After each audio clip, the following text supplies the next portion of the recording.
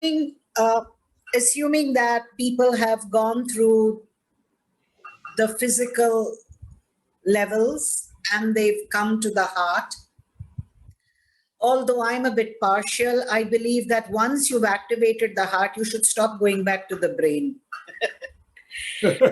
Yeah, because it's Well, the redundant. heart goes back to the brain, though. The steps in between are sort of think about it, go about it, because when or maybe I'm partial, having completely now operating only from the heart.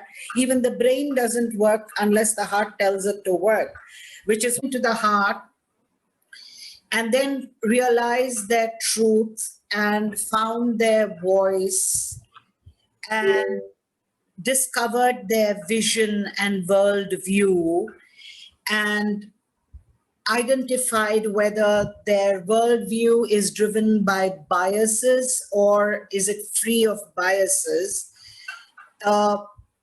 We come to something called evolution, conscious evolution. We are dealing with a public forum where different people are at different stages of evolution in their lives. That's a big understatement. So when you talk about conscious evolution, some might understand it from an intellectual scientific perspective. Some might understand it from their conditioning, their training, what they have learned till date in other schools of training or thinking. So I have to address the concept of samadhi, which is one with the supreme. I mean, I will not use the traditional Hindu words, but samadhi means when the individual merges, you know what it means, and blends with the whole. Yes. Where you have a unique situation where the individual exists and doesn't exist at the same time. Yes. I mean, you are there, but you're not there too. You are the cosmos, and yet you are yourself. And you understand that, which is, I'll try to look for. And I think if we just not complicate it, not bring in practices, I think what we could do is, because what happens is once you reach destination, fear sets in. Have you noticed that? Fear? Yeah, I'll tell you why. You have spent all your life, all your energy, all your focus on reaching a point, 0 or A or B. Mm-hmm. Once you reach there, you are faced with emptiness and vacuum. Yeah.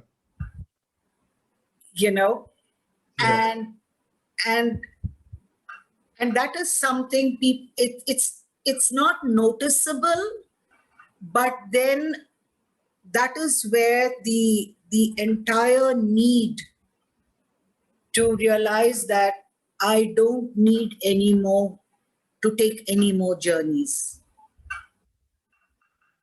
Even when you go into samadhi, you are in samadhi, and you don't have to meditate or close your eyes. You can be in samadhi, tying your shoelace. You can be in samadhi.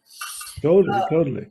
Yeah. So at that fraction of when you are in samadhi, you also realize there's nothing else to do, and a vacuum sets in. Yeah. And it is very natural for the psyche to be afraid of empty spaces and vacuums. People don't realize that's when it can jump in, and that's the thing. It's when we're in this incredible peace, this space, so to speak.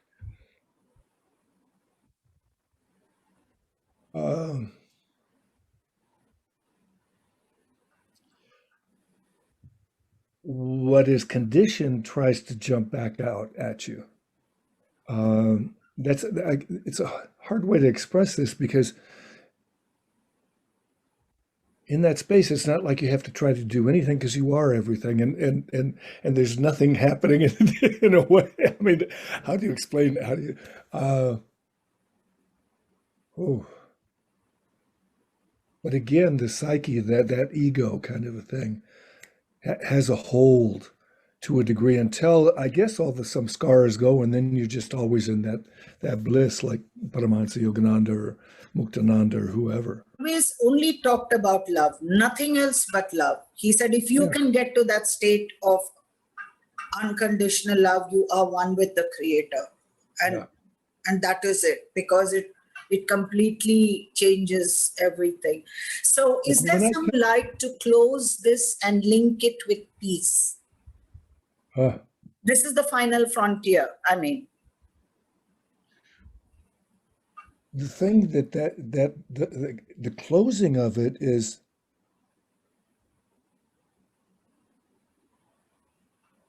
the ultimate peace is that experience. And there's no more separation demon working at all. Uh, could we talk about the opposite of peace, which is discord, yeah, and approach it from there? it's a beautiful, Because even the slightest form of discord by thought, word, deed, or intent, intent that's the first vibration, according to the tantrics.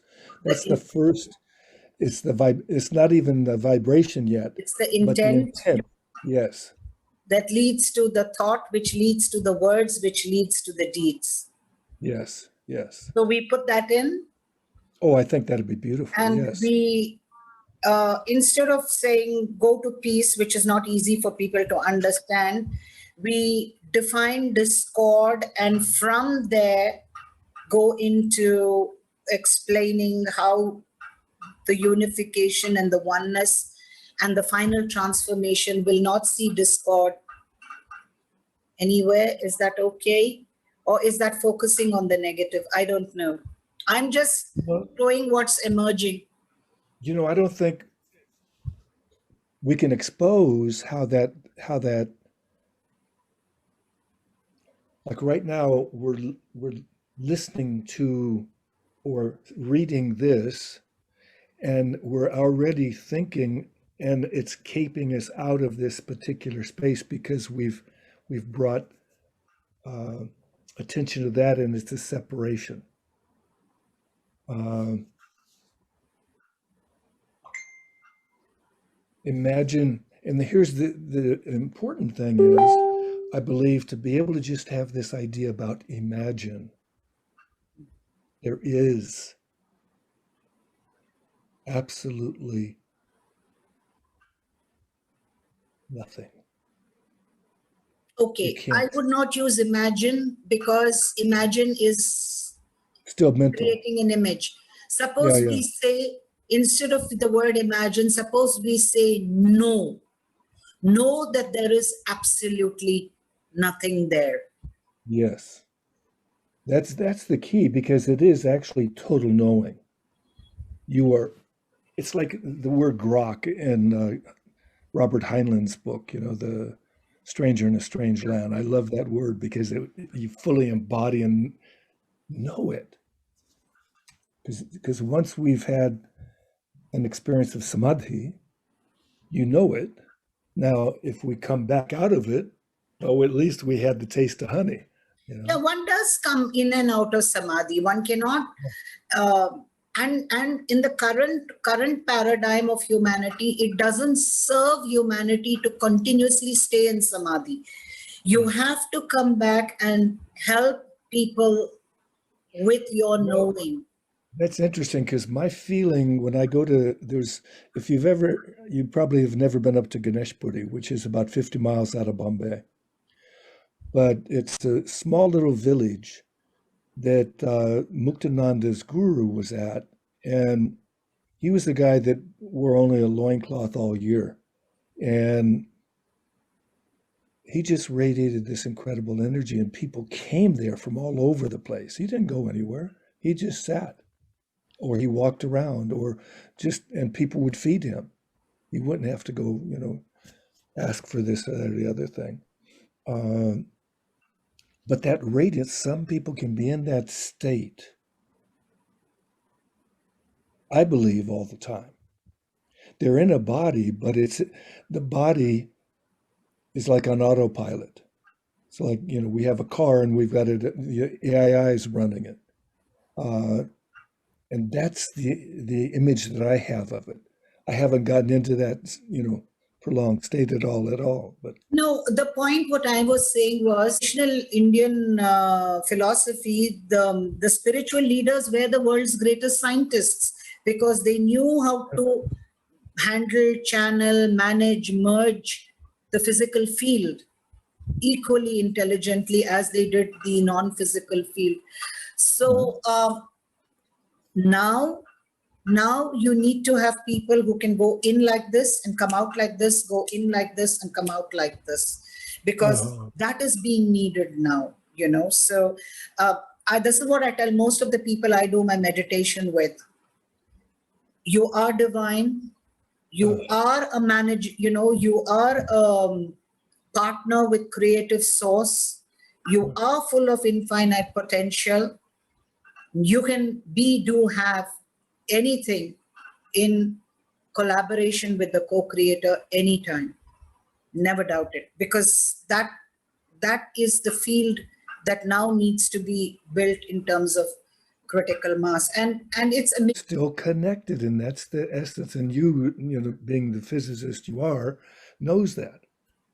There's no disconnection. That's why when we resonate more, when more people get to meditate and get into that harmonious state, this planet becomes more harmonious and be able to spread that peace. That's the biggest key.